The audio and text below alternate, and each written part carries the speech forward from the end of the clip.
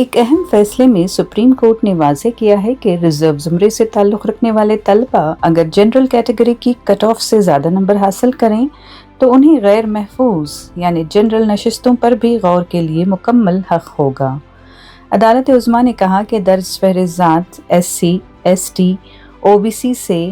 جو امیدوار میرٹ کی بنیاد پر کامیاب ہوں گے انہیں صرف ریزرو سیٹوں تک محدود نہیں کیا جا سکتا بلکہ انہیں جنرل کیٹیگری کے امیدواروں کے برابر سمجھا جانا چاہیے۔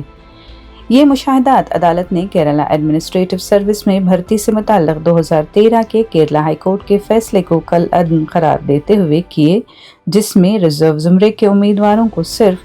کوٹا نشستوں تک محدود رکھا گیا تھا۔